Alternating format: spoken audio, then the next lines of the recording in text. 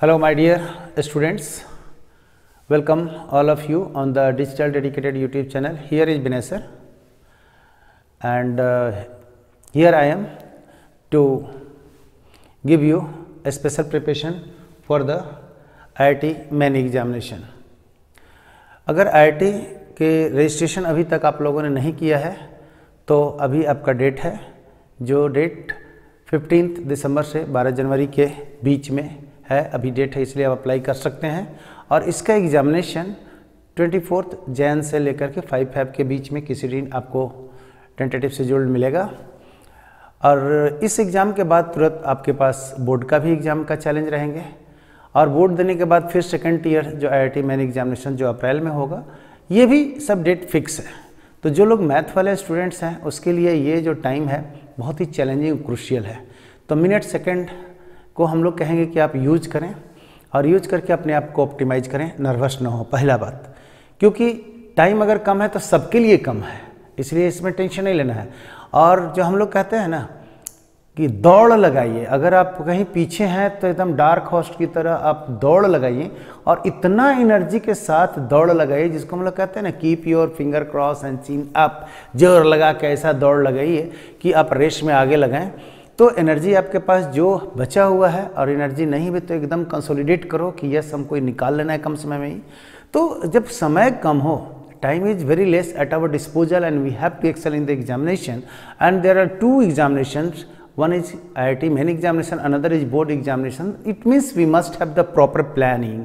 तो ये आपके पास आज बिना सर हैं कि प्रॉपर प्लान हम लोग कैसे करें कि स्पेशली IIT में जो मैथमेटिक्स का पेपर होते हैं अच्छे खासे स्टैंडर्ड उसके होते हैं, तो उसको अगर हम लोग कंट्रोल कर लेते हैं तो फिजिक्स और केम आप कंट्रोल कर लेंगे। तो स्टार्ट हम टफ से ही सेक्शन से शुरू किए हुए हैं, हम कहाँ पर कौन कौन टॉपिक को ठीक करें ताकि कम कवरेज में कम मेहनत में हम ज़्यादा से ज़्यादा नंबर ले आएँ। तो आपके पास सभी टारगेट ये होना चाहिए कि कहीं अगर आप रेस में दौड़ रहे हैं, भाग रहे हैं, पीछे से बहुत खतरा है, रास्ते में अगर सब तरह का नोट पड़ा हुआ है, 2000 वाला है, 500 वाला है, 100 वाला, 50 वाला, 10 है, तो ऑफकोर्स आपके पास टाइम कम है तो 2000 वाला नोट को और 500 वाला अगर मौका मिला तो 2000 वाला नोट को उठाइए, 4-5 और भागते रहिए। मतलब कहने का ये है कि जो important and more valuables question है आप उसे कवर करें। अगर छोटा मोटा टॉपिक छूट भी रहा है तो उससे आप चिंता न करें, क्योंकि जहाँ पर लिस्ट चांस है क्वेश्चन आने का और लिस्ट मार्क्स का, तो उसके लिए ज़्यादा बोदरेशन नहीं कर रहे हैं हम। जहाँ पर श्योर शॉट है कि ये टॉपिक हम पढ़ेंगे तो इससे मेरा क्वेश्चन लड़ेगा ही लड़ेगा, खासकर कंपटीशन में भी और बोर्ड में ही, तो वो टॉपिक को हम लोग कहते हैं पेरेनियल टॉपिक, कि हर साल वहाँ से पेपर आने हैं। तो वैसे वैसे टॉपिक का हम कुछ लिस्ट आपको बता देते हैं राउंड ए में। उसी तरह से हम राउंड बी, जब राउंड ए का 2-3 सेट हम लास्ट 5 ईयर्स के पेपर में से इंपॉर्टेंट क्वेश्चन को डिस्कस कर देंगे और आपको इसमें कॉन्फिडेंस आ जाएगा, तो राउंड बी लेंगे, उसके बाद राउंड सी लेंगे जो लीस्ट इंपॉर्टेंट है and there is a least chance to come question from there. And ये भी कहते हैं कि वहाँ से कम नंबर के क्वेश्चन आते हैं, टॉपिक बहुत बड़े हैं। तो वैसे लोगों के लिए, वैसे टॉपिक के लिए हम लोग थोड़ा सा सेकेंड और थर्ड लेवल में बात करेंगे। तो पहला वाला लेवल जो और ईजी है और पेरेनियल है, मतलब वहाँ से आना ही आना है। तो फर्स्ट लेवल का क्वेश्चन जो आपको बोर्ड में दिख रहा होगा, लास्ट ईयर का पेपर में से हमने उठाया हुआ है, system of linear equation. System of linear equation, ये मैट्रिक्स और डिटर्मिनेंट दोनों ही टॉपिक जो अलजेब्रा का सेक्शन है, जहाँ से क्वेश्चन श्योर शॉर्ट हर साल आते हैं, तो क्यों नहीं इसको ढंग से कर लिया जाए। तो हम लोग इस पे जो टॉपिक है अभी हम लिस्ट डाउन करते हैं आपके लिए। तो सिस्टम ऑफ लीनियर इक्वेशन, यहाँ से देखिएगा है सिस्टम ऑफ लीनियर इक्वेशन। तो जैसा ही हम कह देते हैं सिस्टम ऑफ लीनियर इक्वेशन, तो माय डियर यहाँ से आपके पास ये आ जाएगा 2 कैटेगरी में। एक तो आ जाएगा होमोजेनियस इक्वेशन में,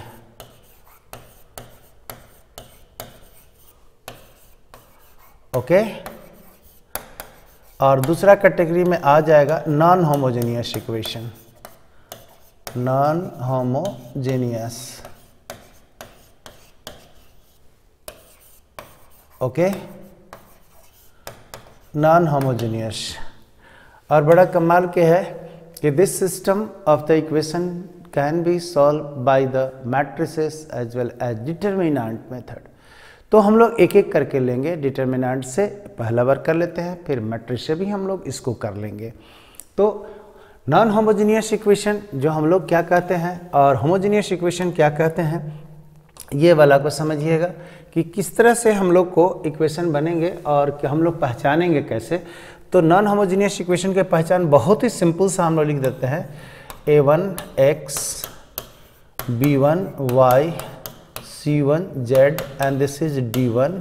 अगला है a2x b2y and this is c2z, this is equal to d2 and a3x plus b3y plus c3z is equal to d3। ये देखिएगा यहाँ पर x, y और z का पावर 1 1 है और साथ में कांस्टेंट है, इसलिए हम लोग कहते हैं लीनियर इक्वेशन है और कांस्टेंट टर्म ही है, इसलिए हम लोग कहते हैं नॉन होमोजीनियस है, राइट। यहाँ पर जो इस इक्वेशन को सॉल्व करने में डिटर्मिनेंट में जो रूल यूज किया जाता है उसका नाम है क्रेमर्स रूल, राइट भाई। क्रेमर्स रूल के थ्रू हम लोग कह देते हैं, अगर क्रेमर्स रूल नहीं भी पता है कोई टेंशन नहीं लेना है, right. Cramer's is the name of the mathematician हमारे पास जो है सो। और इसी में देखिएगा आपके पास होमोजेनियस की पहचान में जो कांस्टेंट टर्म है उसको आप 0 0 कर देंगे तो आपके पास वो चला जाएगा होमोजेनियस इक्वेशन में। तो होमोजेनियस इक्वेशन में अगर लिखेंगे तो a1x b1y c1z is equal to 0, a2x plus b2y plus c2z is equal to 0 और यहाँ पर है a3x plus b3y plus c3z is equal to 0। ये आपका कैटेगरी है होमोजीनियस का और ये वाला कैटेगरी है नॉन होमोजीनियस का, राइट। अभी हम लोग डिटर्मिनेंट रूल्स जिसके हम लोग क्रेमर्स रूल से बात कर देते हैं, इससे हम लोग नॉन होमोजीनियस इक्वेशन का सॉल्व करते हैं और इसी इक्वेशंस को आप मैट्रिसेस के थ्रू भी सॉल्व कर सकते हैं।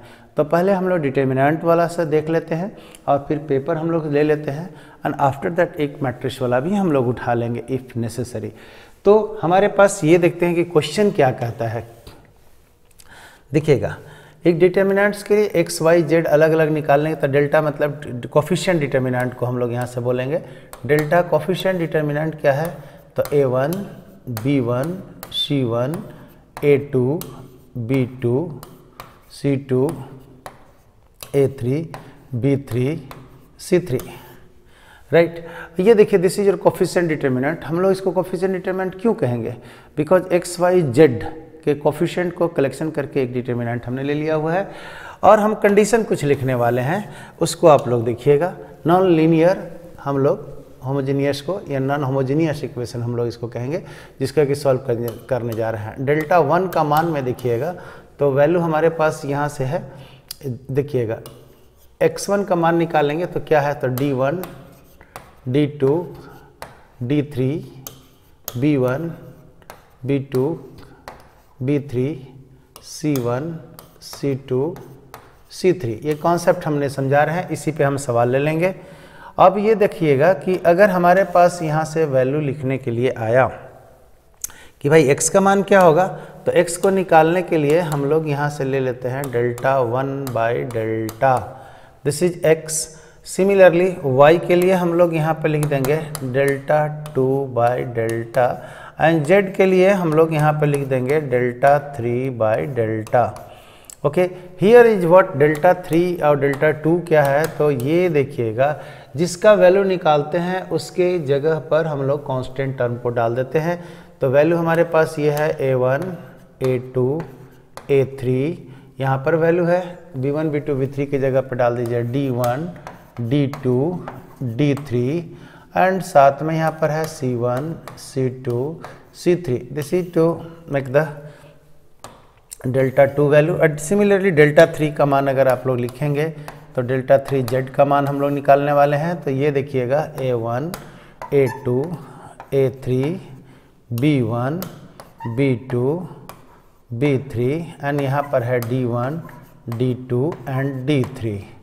Check it, these are the value of delta coefficient determinant. और फिर आपके पास है determinant value delta 1 delta 2 delta 3। आपके x y z का मान निकालना है तो आप यहाँ से समझिए x equal to delta 1 by delta, y equal to delta 2 by delta and z equal to delta 3 by delta. ये सब का प्रूफ है, but I am not going to do this one here because हमें तुरंत अभी question को discuss करना है। सो वर्किंग रूल आप लोग लिख लें कि अगर इस तरह की इक्वेशन है तो डेल्टा 1, डेल्टा 2, डेल्टा 3 हम लोग कैसे निकालते हैं।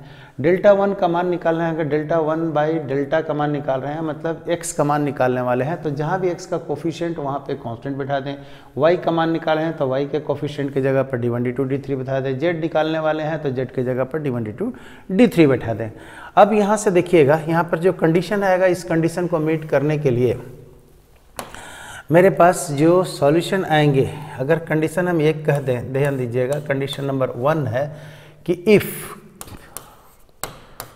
डेल्टा इक्वल टू 0, अगर ऐसा हो जाए एंड डेल्टा 1 और डेल्टा 2 और delta 3 are not equal to 0। See this once, अगर ऐसे आ गए तो हम लोग कह देंगे नो सॉल्यूशन।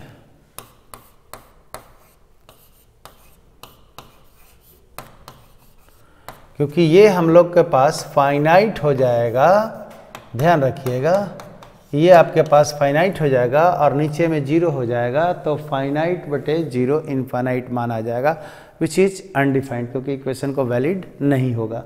तो ये हम लोग कहते हैं delta is equal to 0 and ये इसमें से आपका 0 नहीं आए तो हम लोग इसको कह देंगे कि नो सॉल्यूशन। लेकिन अगर हमारे पास ऐसा आ गया, see this one, if delta is not equal to 0 and delta 1, delta 2 और delta 3, ध्यान रखिएगा, डेल्टा 1, डेल्टा 2, डेल्टा 3 में सब का सब 0 नहीं होना चाहिए, इसमें से कुछ 0 हो सकता है और आपके पास कुछ 0 नहीं भी हो सकता है। एक 0 हो सकता है, 2 0 हो सकता है, लेकिन सबका सब 0 हो ऐसा संभव होगा तो हमारे पास सॉल्यूशन नहीं मिलेंगे और नई इक्वेशन वैलिड होगा। तो इसमें से ये कह देंगे that is not equal to 0, तो हमारे पास जो मिलेगा सॉल्यूशन उसको हम लोग कह देंगे यूनिक सॉल्यूशन। ध्यान दीजिएगा, ये यूनिक सॉल्यूशन। और अगर हमारे पास ऐसा वैल्यू आ गया, if delta is equal to 0 and delta 1, delta 2 and delta 3 are also 0, then infinite solution आपको मिलेगा।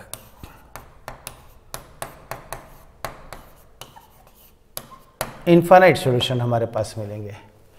तो ध्यान रखिए, ये 3 कंडीशन है। नो सॉल्यूशन होने के लिए आपके पास जो constant determinant delta 1, delta 2, delta 3 0 के बराबर नहीं हो और डेल्टा जो है जिसको कोफिशिएंट डिटर्मिनेंट कहते हैं वो 0 के बराबर हो जाएगा, तो फाइनाइट बटे इनफाइनाइट, फाइनाइट बटे 0 का मान इनफाइनाइट हो जाएगा, इसमें नो सॉल्यूशन मिलते हैं। अगर हमारे पास दोनों का दोनों 0 नहीं हो तो हम लोग को कहेंगे फाइनाइट बाई फाइनाइट, तो हम लोग को यूनिक सॉल्यूशन आ जाएगा। और डेल्टा इक्वल टू 0 हो और ये भी 0 हो जाएगा, तो इस कंडीशन में हमारे पास इनफाइनाइट सॉल्यूशन मिलते हैं क्योंकि किसी एक को x, y, z को हम कांस्टेंट मान लेते हैं। तो ये हमारे पास आया कौन सा, तो नॉन होमोजेनियस लीनियर इक्वेशन को सॉल्व करने के कॉन्सेप्ट में आए।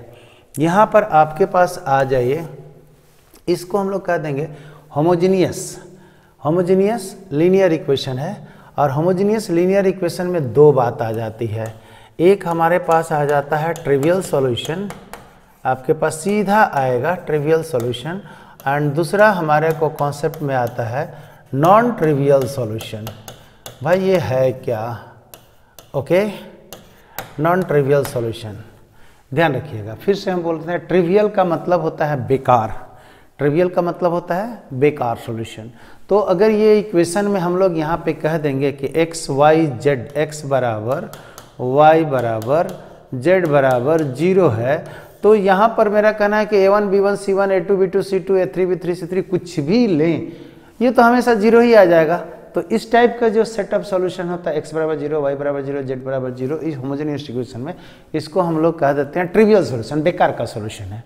तो हमारे पास आता है कि इसको हट करके, इस कंडीशन से हट करके क्या कंडीशन हो कि हमारा ये सिस्टम ऑफ इक्वेशन सेटिस्फाई करे, तो उस केस में हम लोगों ने जो निकालते हैं सब चीज़ को, तो determinant value that is delta equal to coefficient value A1 B1 C1 A2 B2 C2 A3 B3 C3 this is equal to 0। अगर ये कंडीशन को होल्ड कर लेता है, ओके, तो इसको हम लोग कह देते हैं कि condition for the non trivial solution. ये क्या है आपको? Condition for the non trivial solution. Condition for the non trivial solution, condition for the non trivial solution. अगर कभी भी होमोजेनियस इक्वेशन रहा और नॉन ट्रिवियल सॉल्यूशन की बात कर देगा तो कोफिशिएंट डिटर्मिनेंट को आप 0 के बराबर इक्वेट कर देंगे और सेट ऑफ सॉल्यूशन निकाल लें। और अगर आपका नॉन होमोजेनियस इक्वेशन रहेगा और हमारे पास नो सॉल्यूशन का कंसेप्ट अगर आएंगे, क्वेश्चन पूछा जाएगा, तो कोफिशिएंट डिटर्मिनेंट 0 के बराबर और जो कांस्टेंट डिटर्मिनेंट होते हैं वो 0 के बराबर नहीं हो ना। इस कंडीशन में हम लोग को नो सॉल्यूशन, और इसी को इनकंसिस्टेंट भी माय डियर इसको हम लोग बोलते हैं। इसी को हम लोग अगर देखेंगे तो बोलने के लिए बोल देते हैं इनकंसिस्टेंट। इनकंसिस्टेंट हम लोग आगे भी बोलेंगे, मैट्रिक्स वाला में भी थोड़ा सा इसको हम लेंगे जहाँ पर क्वेश्चन पूछा जाएगा। अभी डिटर्मिनेंट से पूछा हुआ है और यहाँ से हम लोगों ने कह देते हैं ये कंसिस्टेंट है, बट यहाँ देखिएगा ये वाला जो वैल्यू है, अगर delta is not equal to 0 और ये भी 0 के बराबर नहीं है, तो इसको हम लोग कह देते हैं कंसिस्टेंट।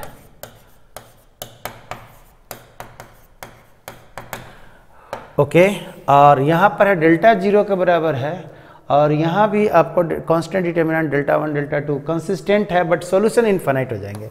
ये भी कंसिस्टेंट है, इसको अगर पूछेगा क्या है तो आप लोग को बोलना पड़ेगा consistent, okay, but infinite solution, but infinite solution. ये इतना चीज को आप लोग दिमाग में डालें, तो अभी जो आपका क्वेश्चन पूछा हुआ है उस क्वेश्चन पे हम तुरंत आ जाते हैं। How to solve this question, this is the concept related. Matrix की बात हम मैट्रिक्स में कर देंगे, और ये अभी हम लोगों ने होमोजेनियस लीनियर इक्वेशन और नॉन होमोजेनियस लीनियर इक्वेशन के बारे में बात कर रहे हैं। तो दोनों का सॉल्यूशन करेंगे। ट्रिवियल और नॉन ट्रिवियल की बात किस में करेंगे? तो होमोजेनियस में। कंसिस्टेंट इनकंसिस्टेंट की बात हम लोग कहते हैं तो नॉन होमोजेनियस में। इसमें unique solution, no solution, infinite solution का कॉन्सेप्ट होते हैं। तो माय डियर आप लोग यहाँ पर आ जाओ। What is the question here? Come on, what is the question here? Then this is your question. ये क्या करता है? Number of theta which lies between 0 to 4 pi for which the system of linear equation this has no solution। my dear हमने discuss कर दिया। अगर आप लोग हम पूछेंगे कि अगर ये बताइए कि this is the system of linear equation, तो पूछेंगे कि होमोजीनियस है कि नॉन होमोजीनियस है, तो आप लोग एकदम धड़ल्ले से बोलेंगे बहुत ही आसानी के सर ये D1 है, ये D2 है, ये D3 है, और यहाँ पर XYZ है, XYZ है, XYZ है, 3 वेरिएबल है, D1 D2 D3 है। अब भी हमने कहा था कि कांस्टेंट टर्म जहाँ दिया जाता है तो ये कॉन्सेप्ट किस में आ गया? तो हम लोग कहेंगे कि ये नॉन होमोजीनियस इक्वेशन है। अब नॉन होमोजीनियस इक्वेशन के लिए आप लोग बताइए has no solution, has no solution, correct भाई? Has no solution it means आप लोग यहाँ से देखिए नो सॉल्यूशन के कॉन्सेप्ट में हमने क्या लिखा हुआ है? Has no solution, check it here, this is the value has no solution. मैंने लिख दिया हुआ है कि भाई जो कोफिशिएंट डिटर्मिनेंट है अगर 0 के बराबर आ जाए तो नो सॉल्यूशन होंगे। तो हम लोगों ने जो गिवन प्रॉब्लम दिया हुआ है उसको क्या कर रहे हैं? See this ones, I am making a coefficient determinants and equating it to 0. Check it here. तो I suppose कि बहुत ही आसानी से आप लोग इसको निकाल देंगे। तो हम लोग रखते हैं delta that is equal to 3 cos 3 sin 3 theta, 3 sin 3 theta, this is -1 and this is 1। Check कीजिए, और यहाँ पर 3 cos 2 theta and this is 4, this is 3, this is 6, this is 7, this is 7 is equal to 0 for no solution. You know this ones? For no solution, but this one, this is the condition, delta is equal to 0. My dear, determinant है और determinant को हम लोग सब लोग जानते हैं how to expand it and how to get the solution. तो ये हम लोग को मान निकालना है कि कितने सॉल्यूशन की ज़रूरत है. तो चलिए हम एक एक करके आपके साथ सॉल्व करते हैं. इसको बहुत ही आसानी से सॉल्व करते हैं. हर रो या कॉलम किसी के रेस्पेक्ट में एक्सपेंशन कर दें, आपके पास बहुत आसानी से मिलने वाला है एक्सपेंशन, कोई प्रॉब्लम नहीं है. तो हम यहाँ से लिखते हैं, देखिए यहाँ से 3 sin 3 थीटा. जिस एलिमेंट को हम लोग लेते हैं उस एलिमेंट के करस्पॉन्डिंग जितने भी लाइन होते हैं, एलिमेंट होते हैं, उसका कट कर देते हैं. तो first right and then left. तो ये देखिएगा 4 × 7 - 3 × 7 ऐसे लिख दिया. ये देखिए माइनस पोजीशन पर है. तो अगर हम लोगों ने यहाँ से 3 cos of 3 थीटा ले लिया है, देखिए ध्यान दीजिएगा 3 cos of 2 थीटा, अगर ऐसा वैल्यू हमने लिया सीरीज वन, तो हम लोगों ने क्या कर दिया है, पलट दे रहे हैं वैल्यू को. ध्यान दीजिए ये जो मान हम लोग लेने वाले हैं, ये देखिए जैसे ही हम लोगों ने ये मान को लेंगे कि भैया ये वाला प्लस के जगह पर होता है, ये माइनस के जगह पे होता है, हम यहाँ पर प्लस ही लिखे हुए हैं. तो ये तो पहला मान है कि ये कटेगा और ये कट जाएगा. तो वैल्यू देखिएगा, पहले हम राइट चले थे, यहाँ पर क्या कर रहे हैं, लेफ्ट चल रहे हैं. तो 1 × 7 माइनस, ये देखिए है 7 × -1 ऐसे कर दिया. क्योंकि ये निगेटिव की जगह पॉजिटिव की जगह था, ये निगेटिव की जगह था. तो निगेटिव की जगह था तो पहले हम लोगों ने लेफ्ट चल दिया, फिर राइट चल दिया. ऑर्डर पलट दिए हुए हैं, ध्यान रखिए. फिर से हम एक्सपेंशन एक्सप्लेन कर देते हैं, बट एक बार और देख लीजिए.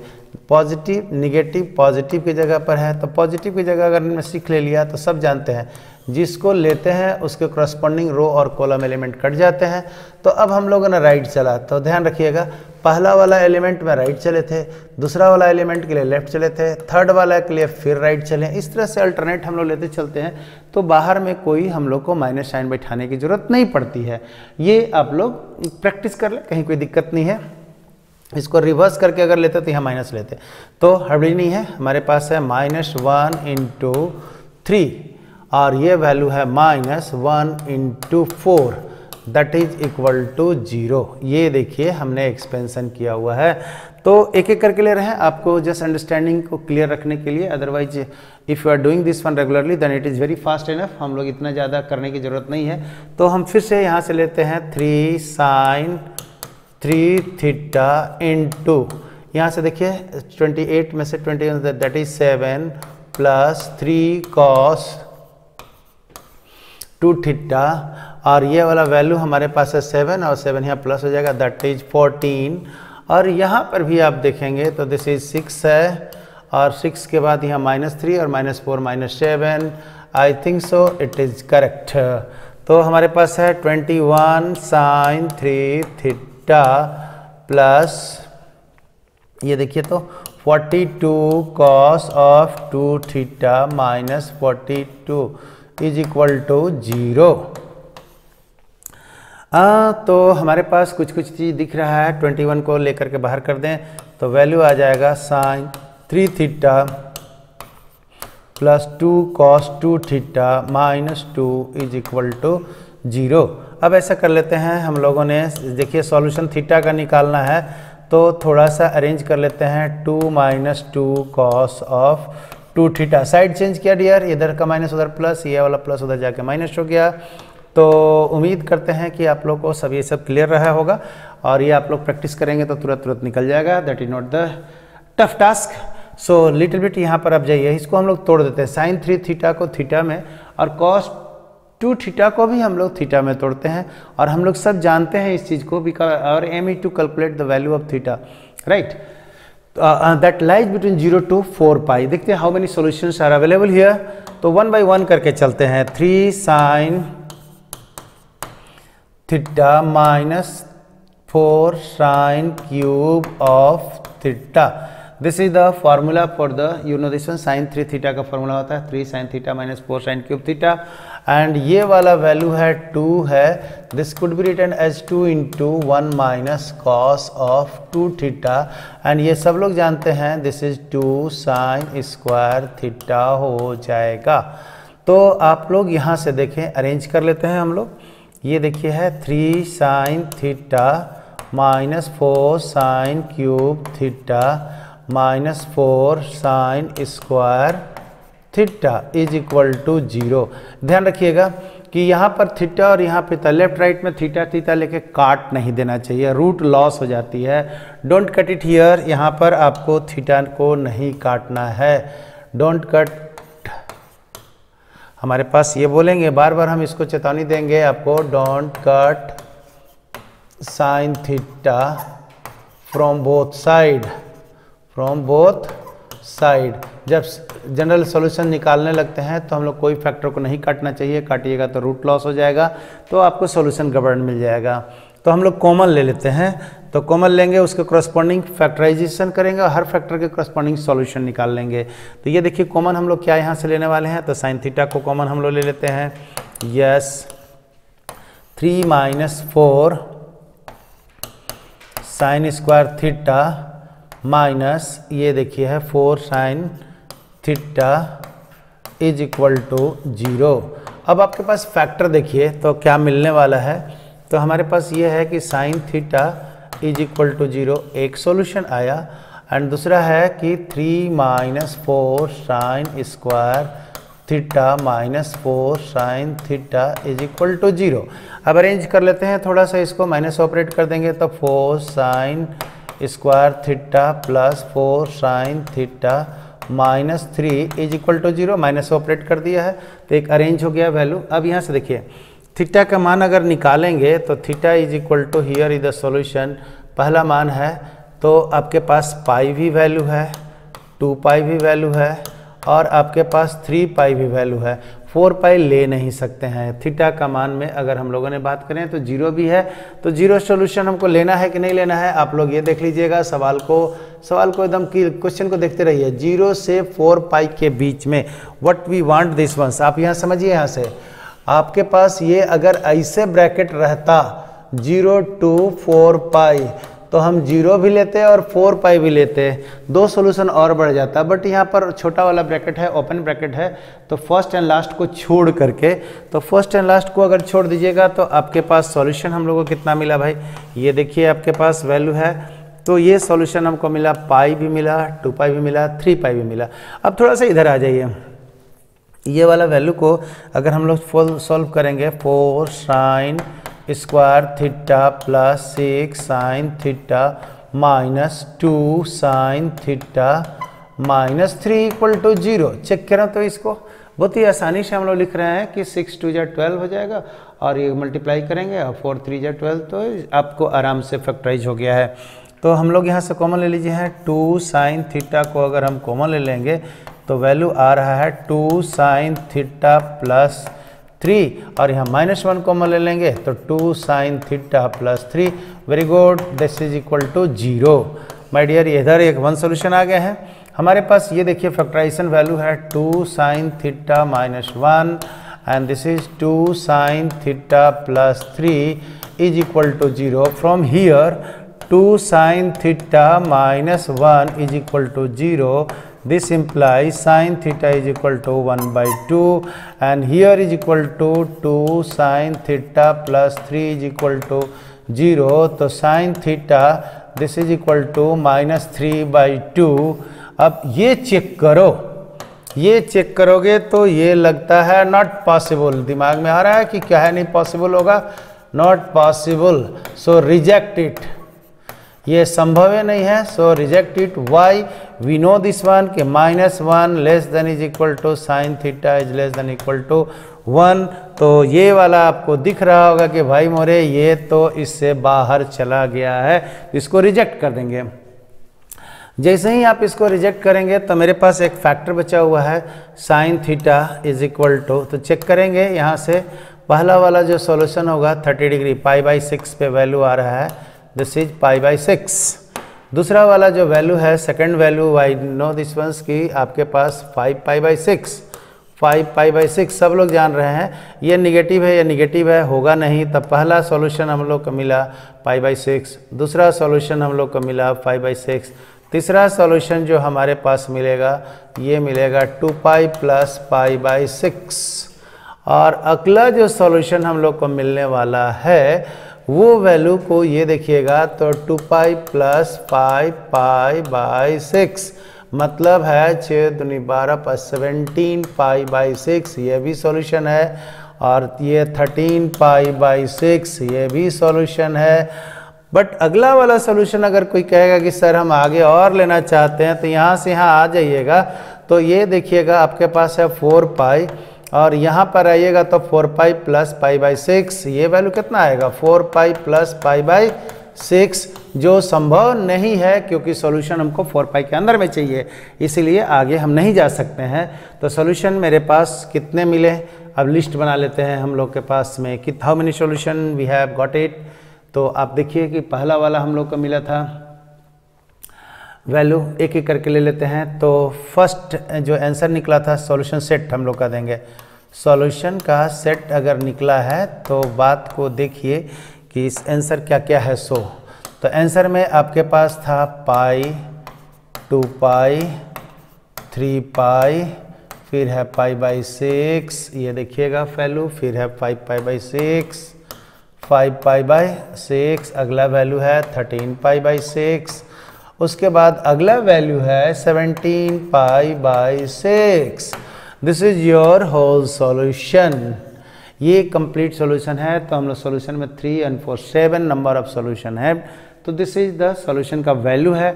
पूछा है how many solutions are available in between 0 to 4 pi. Question को आप लोग देख लें तो समझिएगा कि आपको पूरी बात समझ में आ जाएगा। कह रहा है नंबर ऑफ थीटा पूछा हुआ है, for which system of linear equation this has no solution. तो आपके पास इसमें अगर आंसर देखेंगे तो हम लोग को आंसर में 7 आ गया। Theta value is how much, number of theta क्या मतलब है, नंबर ऑफ थीटा इज 7। और ये कितना मान आया ये भी निकाल दिए और कितने सॉल्यूशन हुए तो अभी हम लोगों ने निकाल रखा है। तो दिस इज द, ये आपके पास वैल्यू जो आए हुए हैं। तो उम्मीद करते हैं कि ये वाला आपका कॉन्सेप्ट पूरे क्लियर हो गया होगा। इससे रिलेटेड बार बार क्वेश्चन पूछा हुआ है और इससे रिलेटेड जो क्वेश्चन नॉन होमोजीनियस का हमने सॉल्व कर दिया। होमोजीनियस का एकदम ही आसान होता है क्योंकि डिटर्मिनेंट इक्वल टू 0 और नॉन ट्रिवियल का कंडीशन हो जाएगा। तो सीओ शॉर्ट यहाँ प्रैक्टिस करें, हम फिर यहाँ पर लौट करके आएंगे। दूसरा साल का जो हम पेपर या सेकंड सेट या थर्ड सेट का पेपर हम लेंगे तो इससे रिलेटेड जो क्वेश्चन होंगे।